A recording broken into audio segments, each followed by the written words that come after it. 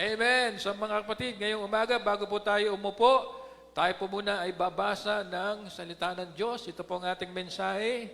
Ngayong umaga, Marcos chapter 4. Simula po sa verse 35 hanggang 41. Babasahin ko po sa Tagalog, ang Biblia 2001. Yan po ang aking babasahin sa inyo. Ito po isang maiksing kwento. Sa bagong tipan, sabi rito, ng araw ding iyon, nang sumapit ang gabi, ay sinabi niya sa kanila, tumawid tayo sa kabilang ibayo. Pagkaiwan sa maraming tao, siya'y kanilang isinama sa bangka, ayon sa kanyang kalagayan, at may iba pang mga bangka na kasama niya. At nagkaroon ng isang malakas na unos. Sumalpok ang mga alon sa bangka. Ano pat ang bangka ay halos napupuno ng tubig. Ngunit siya'y nasa hulihan ng bangka at natutulog na may inuunan.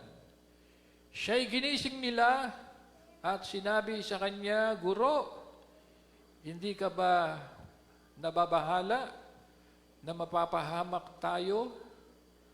Ginising niya at sinaway, o pagising niya, ay sinaway niya ang hangin at sinabi sa dagat, pumayapa ka, tumahimik ka. Tumigil nga ang hangin at nagkaroon ng katahimikan. Sinabi niya sa kanila, bakit kayo natakot? Wala ba kayong pananampalataya? Sila'y sinidlan ng malaking takot at sinabi sa isa't isa, sino nga ito na pati ang hangin at dagat ay sumusunod sa kanya? So balikan ko po yung verse 40 sapagkat ito po yung ating sentro ng ating mensahe sa Marcos chapter 4 verse 40. Sinabi niya sa kanila, bakit kayo natakot? Wala ba kayong pananampalataya? Purihin ng Diyos sa pagkabasa ng kanyang salita. Palakpakan natin muli ang Panginoon. Maaari na po tayo makaupo. Salamat sa ating music ministry. Purihin ng Panginoon. Glory to God. Hinga muna ng malalim. Mga kapatid, kamusta na po kayo? Mabuti o mabeauty?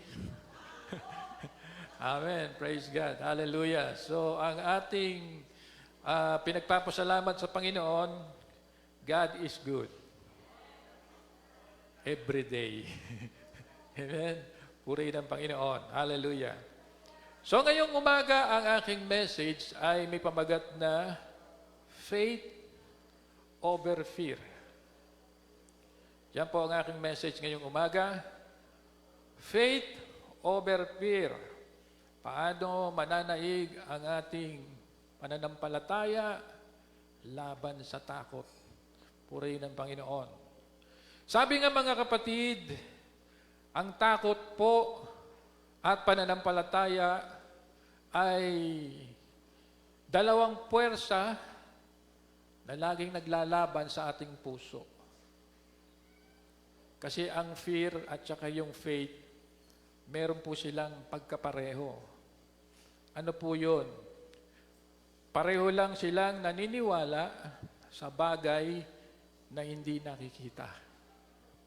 Ang fear, pinapaniwala tayo na may masamang mangyayari. Pero ang faith, pinapaniwala tayo na may magandang gagawin ng Diyos. At tayo po ba'y naniniwala? May magandang gagawin si Lord ngayong umaga? Palakpakan natin ang Panginoon. Kasi nga po, hindi pwedeng mag-operate ang dalawang ito ng mataas ang level. Kapag mataas ang takot, bumababa ang faith. Kapag mataas naman ang faith, wala nang puwang ang takot. Dito po sa kwento natin mga kapatid, kung saan makikita po natin nagpanik po ang mga alagad.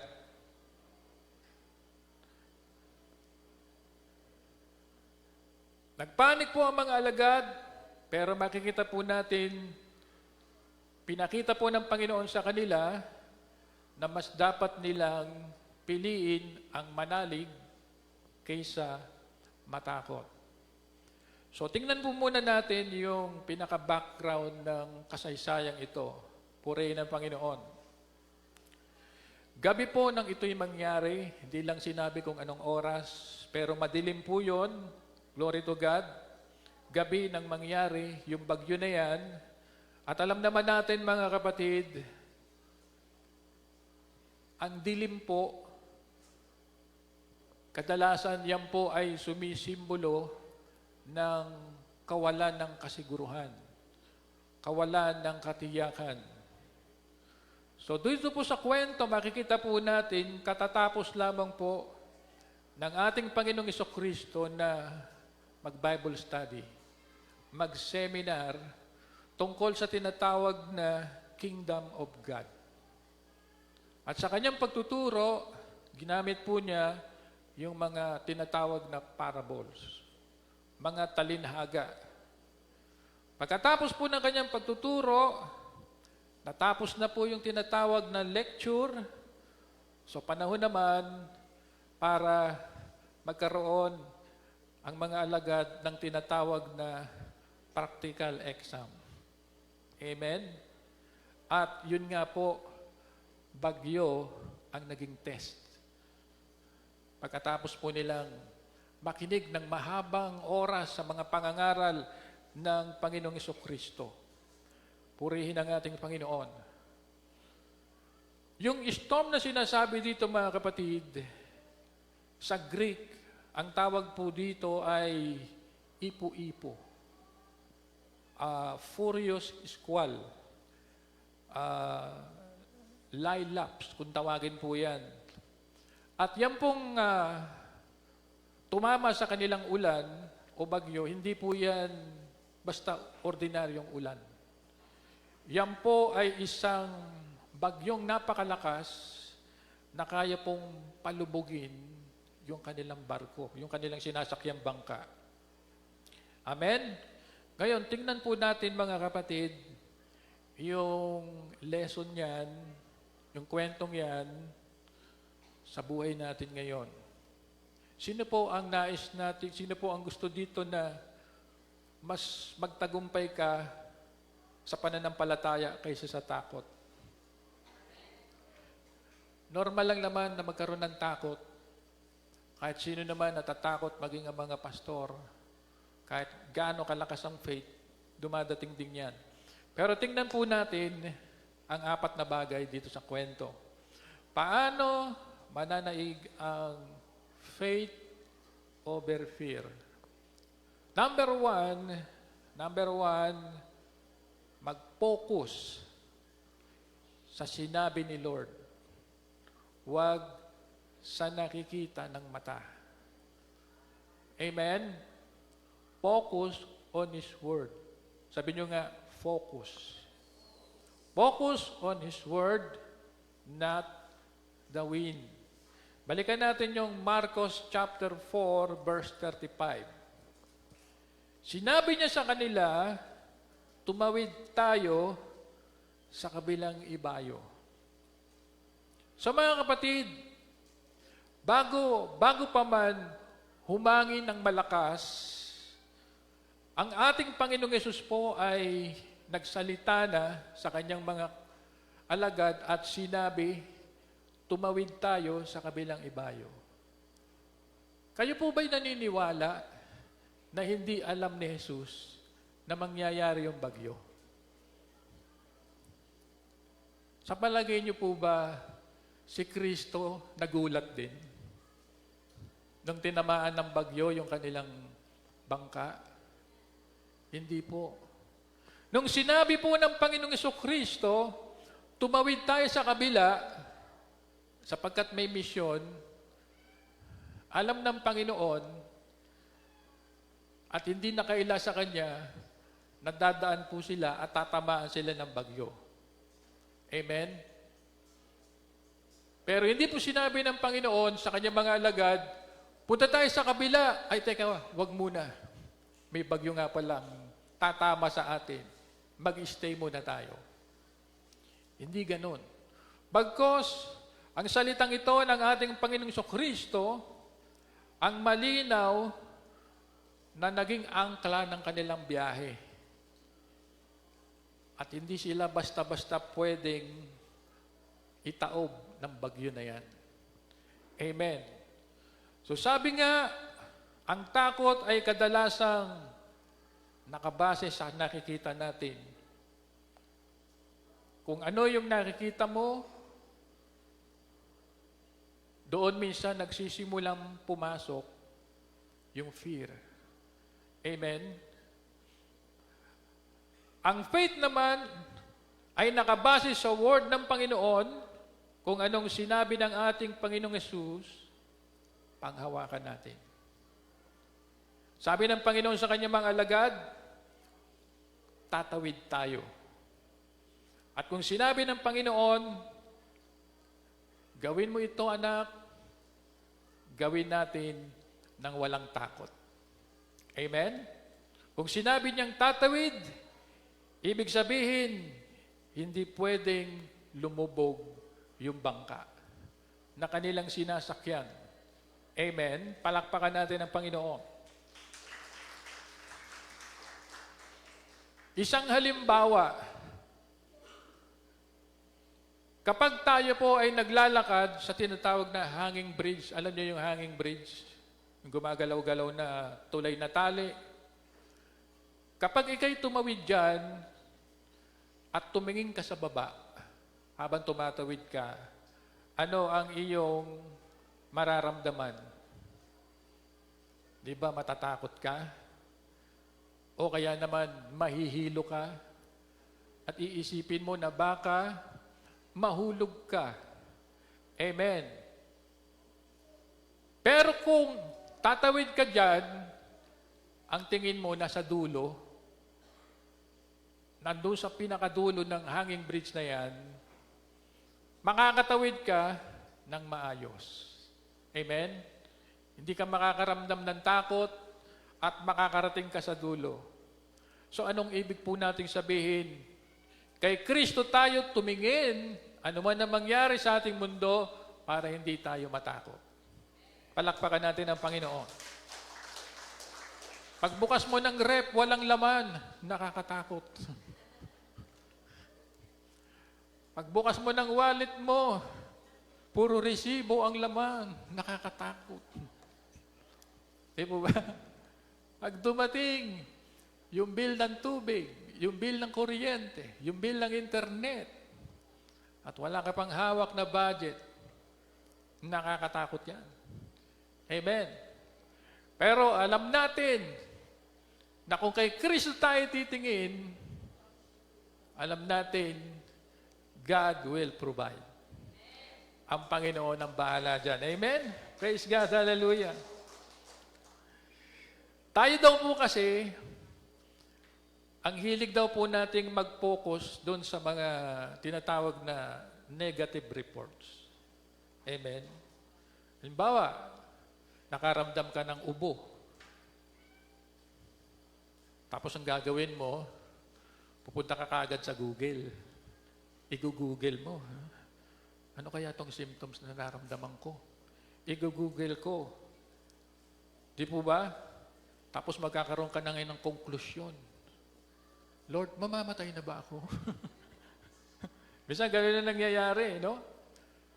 Sa halip, dapat, kapag anuman yung ating nararamdaman na may sakit tayo, ang dapat nating pangahawakan, by His stripes, I am healed. Sa iyong sugat, Panginoong Yesus, ako ay gumaling. Huwag mong titigan ang higante. Tingnan mo ang Diyos na papatay sa higante. Palakpakan natin ang Diyos na buhay. 2 Corinthians chapter 5, verse 7, sapagkat namumuhay kami sa pamamagitan ng pananampalataya, hindi sa pamamagitan ng paningin. Amen? Hindi po tayo to see is to believe. Bilang mga anak ng Diyos, kahit wala pa yan, kahit hindi pa natin yan nakikita, hindi pa natin nahawakan, hindi pa natin nararamdaman, pero tayo po'y naniniwala sa Diyos, kaya niyang ibigay ito sa atin. Amen po ba?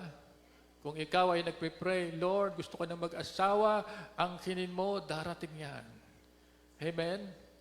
Kung ikaw ay nagpe-pray, Lord, gusto ko pong makarating sa abroad, ang kinin mo, gagawa ang Diyos para ikay makapunta sa ibang bansa at doon ka magtrabaho. Amen? Purihin ang Panginoon. Hallelujah. Pangalawa, na makikita po natin dito sa kwento, labanan ang dala na fake news ng takot. Labanan ang fake news ng takot. Reject the lies of fear. Balikan natin yung Mark chapter 4, verse 38. Guro, hindi ka ba nababahala na mapapahamak tayo? So, ang background ng kwentong yan, mga kapatid, yung pong mga alagad, nag-assume agad sila. Nag-isip agad sila. Hindi pa naman sila lumulubog eh. Pero nag-isip na agad sila na sila'y mapapahamak. Amen? Kahit hindi pa naman nangyayari, inakusahan nila ang ating Panginoong Hesus na walang pakialam. Di po ba? Makikita nyo dun sa kwento. Parang pinagbibintangan nila ang Panginoong Hesus sa nangyayaring nararamdaman nilang kaguluhan at takot na tila baga si Kristo ay wala nang pakialam sa kanila. Amen? So sabi nga, fear is a liar. Sabi nyo nga, liar. Sinungaling ang takot. Ang takot ay nag-iimbento ng kwento na wala naman sa reality. Tulog si Jesus kasi wala siyang pake sa nangyayari. Amen? Pero ang totoo, tulog ang Panginoong Hesus kasi kontrolado niya ang lahat. At naniniwala po tayo, ano man ang nangyayari sa ating buhay, hindi tayo pababayaan ng Panginoon. Amen? Purihin ang Panginoon. Sabi nga, binabaluktot ng takot ang katotohanan tungkol sa karakter ng Diyos. Isang halimbawa, mga kapatid, sino sa inyo dito ang nanonood ng mga horror movie sa sinihan? Diba? Minsan, sabi nga, kapag ikaw ay nanood ng horror movie, di ba takot na takot ka? Amen? Sumisigaw ka pa, tatakbo pa ng mata. Di ba? Kasi natatakot ka. Pero ang totoo, nasa sopa ka lang naman eh. At ligtas ka. Amen? Pero takot na takot ka doon sa pinapanood mo. Pero ang totoo, sabi nga, andun ka lang naman sa pwesto mo sa sopa na malambot. Ano po? At ligtas ka naman doon. Amen? So, ibig sabihin, ang takot minsan ay nasa isip lang, pero ang presensya ng Diyos, totoo. Palakpakan natin ang Panginoon.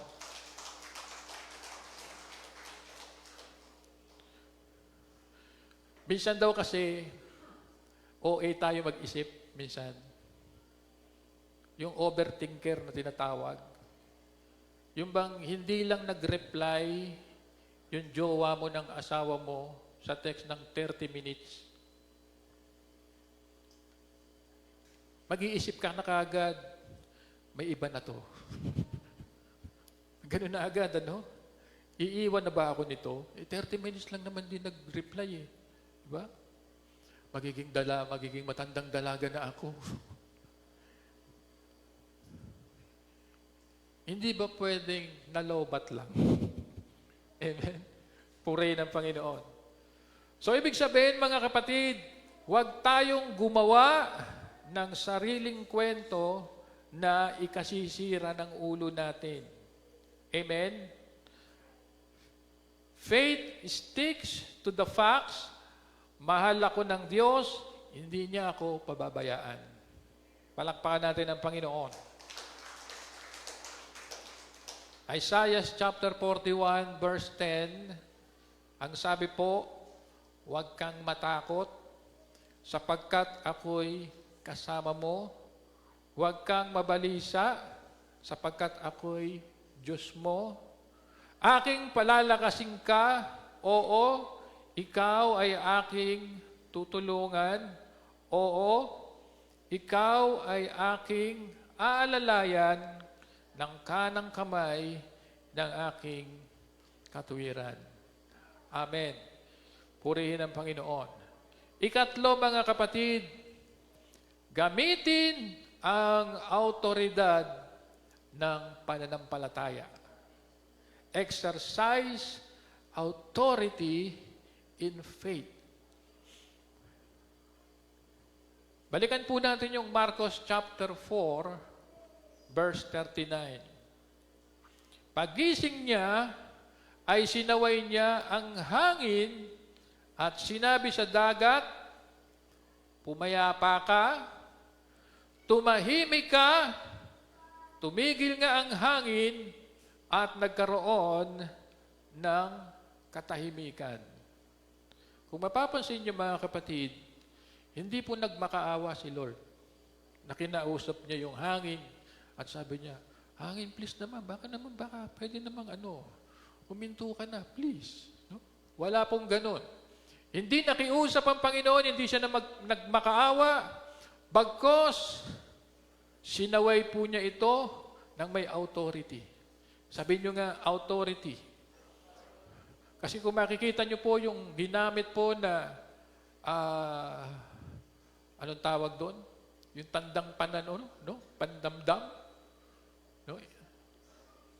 Yung sinagawan niya, mga kapatid, inutusan niya ng may authority yung hangin at dagat na tumigil. Purihin ang Panginoon. Ginamit niya ang kanyang authority para pahintuin itong tinatawag na bagyo na to. At ganon din naman tayo, mga kapatid. Tayo kanyang mga anak ay meron din namang authority para sawayin ang diablo. Meron tayong authority na magtagumpay sa mundong ito. May power po tayo. Amen? Hindi lang po kilikili power, kundi may power tayo mula sa Diyos. Palakpakan natin ang Panginoon. Glory to God. Hallelujah. Purihin ang Panginoon. Sabi nga, faith is active, not passive. Ang faith ay hindi may gawa lamang o may gawa, hindi lamang iniisip. Yan, Hindi lang tayo naghihintay na mawala ang takot, sinasaway natin ang pinagmumulan ng takot. Purihin ang Panginoon. So, ang tanong ng ating Panginoong Hesus sa kanila, wala ba kayong pananampalataya?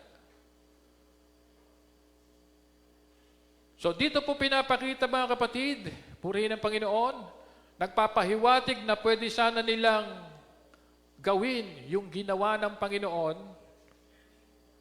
at pwede silang manalangin din sa mga oras na yon, pero nagpanik po sila. Purihin ang Panginoon. Hallelujah. Alam nyo, bibigyan ko po kayo ng isang halimbawa. No?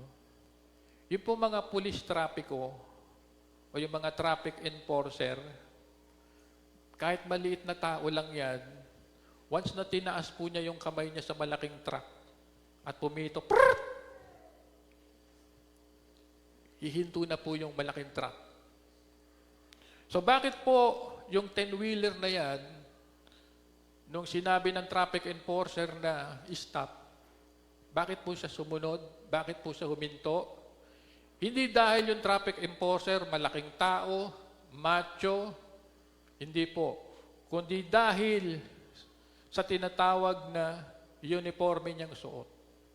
Yung kanyang uniforming suot, meron po yung authority para doon sa kanyang trabaho. Amen? At ganun din tayo mga kapatid. Bilang mga anak ng Diyos, meron tayong autoridad sawayin ang mga karamdaman. Amen?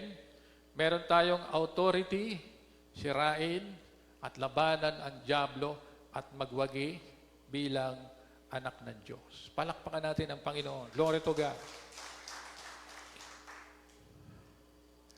Kapag may problema, huwag magtago sa kumot, sawayin ang mga problemang yan, in Jesus' name. Kapag nararamdaman mo na sumasakit sa may bahagi ng iyong katawan, huwag mo nang tawagan si pastor, ikaw na mismo ang gumamit ng authority na yan na sawayin kung ano yung masakit na nararamdaman mo sa katawan mo. Amen? Ikaw na mismo ang mag-utos sa masamang espiritu ng karamdaman na yan, kung ano mang karamdaman na yan, ikaw na mismo ang gumamit ng kapangyarihang bigay ng Panginoong Jesucristo para yan ay lumayas. Paano kung wala si pastor? Magtitiis ka ng hirap? Magtitiis ka na lang? Bilang anak ng Diyos, meron tayong authority. Kahit multo, hindi mo na pwedeng katakutan. Kahit aswang pa yan. Kahit tikbalang pa yan. Amen? O anumang maligno na yan. Tayo po ay may authority kung papaanong sinaway ng Panginoong Yesus ang mga inaalihan ng demonyo. Tayo po mga anak ng Diyos, binibigyan tayo ng authority na palayasin din lahat ng masasamang espiritu. Amen? Purihin ng Panginoon.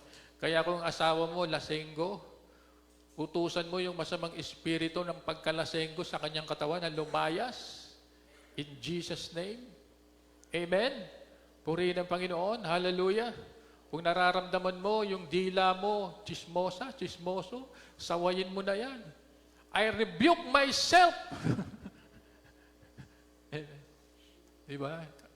Minsan kasi tayo nagre-rebuke ng ibang tao. Nire-rebuke ng, hoy, masamang ugali. Lumayas ka in Jesus' name. Pero meron po ba tayong nire-rebuke sa sarili natin na dapat nating rebukein pero hindi natin ginagawa? Nagre-rebuke ka ng masamang ugali ng ibang tao, baka kailangan mo ring rebukein yung sarili mo. Amen. Amen po ba mga kapatid? No? Purihin ang Panginoon. Hallelujah. Dito po sa Luke chapter 10, verse 19, ang sabi po dito, tingnan ninyo, binibigyan ko kayo ng autoridad na tapakan ang mga ahas at mga alakdan at sa ibabaw ng lahat ng kapangyarihan ng kaaway at walang makakapanakit sa inyo. Sabi po ng ating Panginoong Hesus, binibigyan ko kayo ng autoridad. Sabi nyo nga, autoridad. Kanino ibinibigay yung authority? Sa kanyang mga alagad. Amen. At yung authority na yan, ang sabi ng Panginoon, tapakan ang mga ahas, mga alakdan, amen, at sa ibabaw ng lahat ng kapangyarihan ng kaaway, walang makakapanakit sa inyo. Amen. Purihin ang Panginoon. Kaya, ang mundo, ang proteksyon nila, baril. Ang proteksyon nila, patalim. Pero tayo mga anak ng Diyos, ang proteksyon natin, si Jesus. Palakpakan natin ang Diyos. Kasi hindi lang naman protektado ang ating pisikal, higit sa lahat, protektado ang kaluluwa natin. Kasi hindi ka mapupunta sa impyerno kapag na kay Kristo ka. Amen po ba? Yun po ang napakaganda. At panghuli, palitan ang panic ng pagsamba. Replace panic with worship. Balikan natin yung Mark chapter 4, verse 41. Panghuli, sila'y sinidlan ng malaking takot. At sinabi sa isa't isa, sino nga ito na pati ang hangin at ang dagat ay sumusunod sa kanya? So makikita po natin sa kwento, nagbago po ang klase ng takot ng mga alagad. Mula po sa takot sa bagyo, yung natural fear, ang nangyari, napalitan ito ng takot sa Diyos. Amen? So, ang pinakamabisang gamot sa takot sa problema ay ang mas malaking respeto sa ating Diyos at hindi sa problema. Kapag nakita mo kung gaano kalaki ang Panginoon, liliit ang tingin mo sa bagyo. Amen? Faith over fear happens when our awe of God becomes bigger than our awe of the problem. Sabi nga, likas sa bata na takot sa dilim.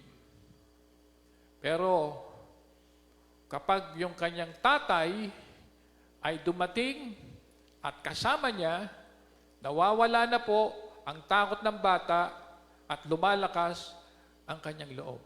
Amen. Purihin ng Panginoon. Kaya sa susunod na atakihin tayo ng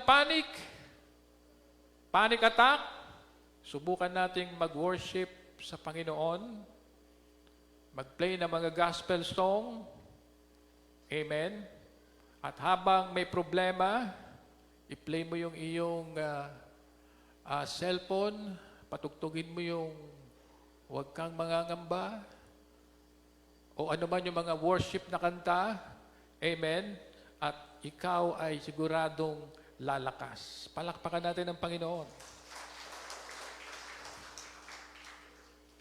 So dito makikita natin mga kapatid, ano po, na ito pong mga alagad ay base sa kwento, purihin ng Panginoon, yung kanilang takot, yung kanilang pagpapanik, nawala na po yun.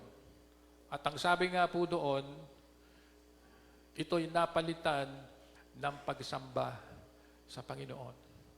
Kaya kung ikay laging sasamba sa Panginoon, lagi kang kakanta sa Panginoon, kahit nakikita mo yung palugid mo na magulo, mas mananaig pa rin yung tapang mo sa Panginoon. Amen. Kasi kung Kristiyano ka, papakinggan mo lagi yung mga malulungkot na kanta. Please release me, let me go. Amen. So kung papakinggan mo yung mga old song at kung ano ng mga kantang luma, lalo ka lang madidepress. Amen. Lalo ka lang babalik yung ala-ala mo kung paano ka iniwan, paano ka sinampal ng ex mo, at kung ano-ano yung mga babalik sa utak mo. Di po ba? Pero kung sa mga nangyayari sa buhay mo, imbis na ikay magmukmok, imbis na ikay magdabog, imbis na ikaw ay umiyak, andyan meron kang cellphone, isaksak mo dyan yung headphone sa tenga mo, mag-worship ka sa Panginoon.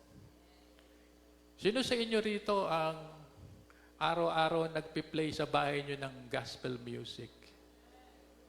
Noong araw, nung hindi pa po ako mananampalataya, ang hilig ko po sa mga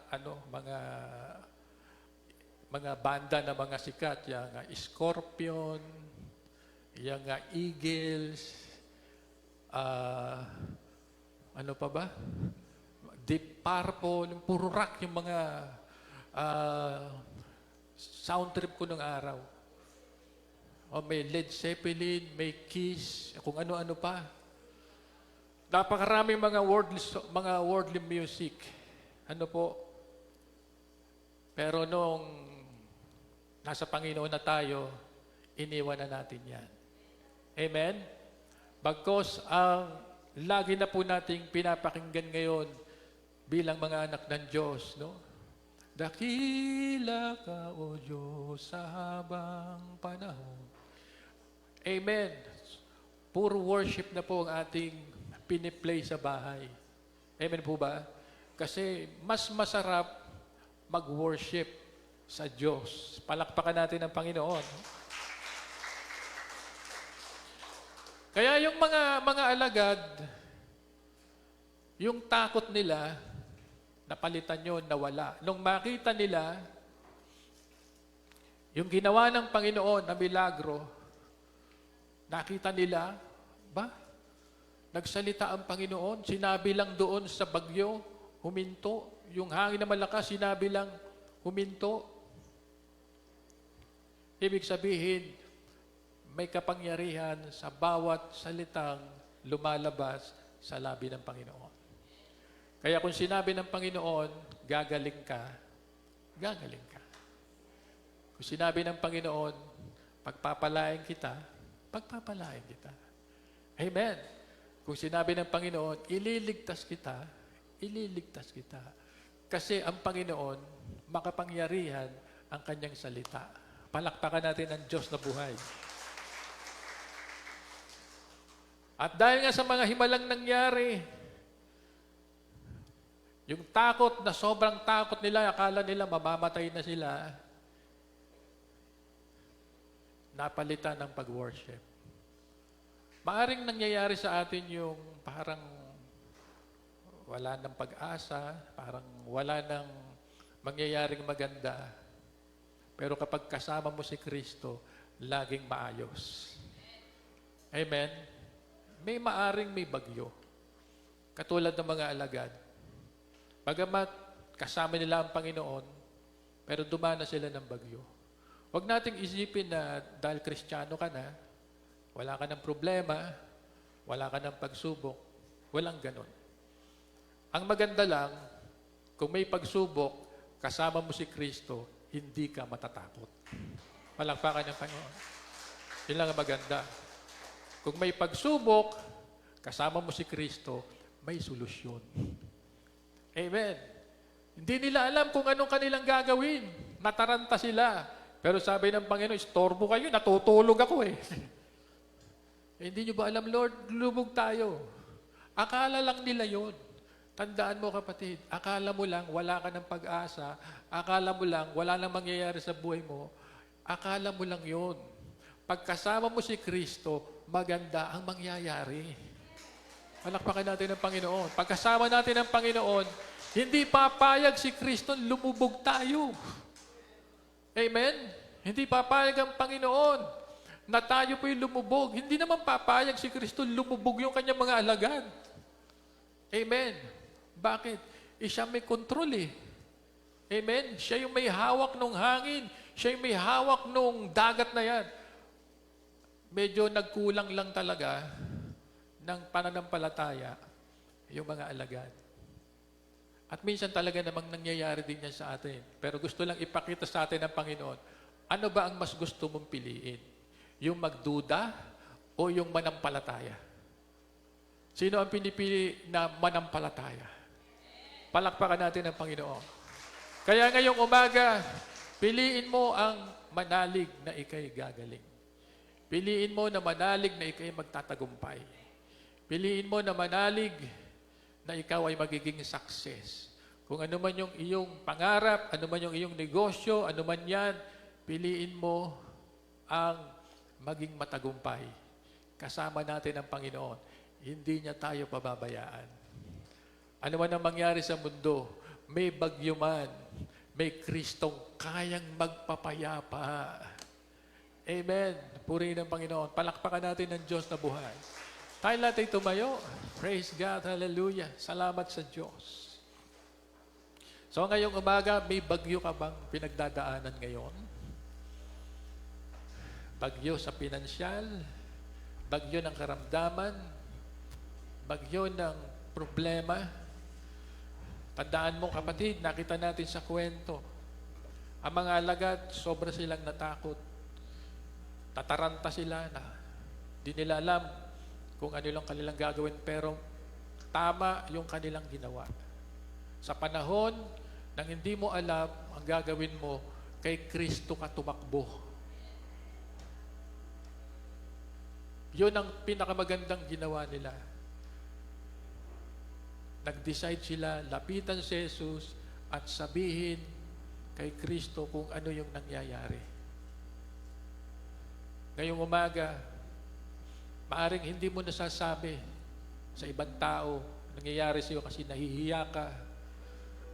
Pero ngayong umaga, ito yung pagkakataon na lumapit ka kay Kristo at sabihin mo sa Kanya, tulungan tayo. Amen. Sabihin mo sa Kanya, pagalingin ka. Sabihin mo sa Kanya, palakasin ka. Sabihin mo sa Kanya, pagtagumpayin ka. Taas natin ang ating kamay. Praise God. Hallelujah.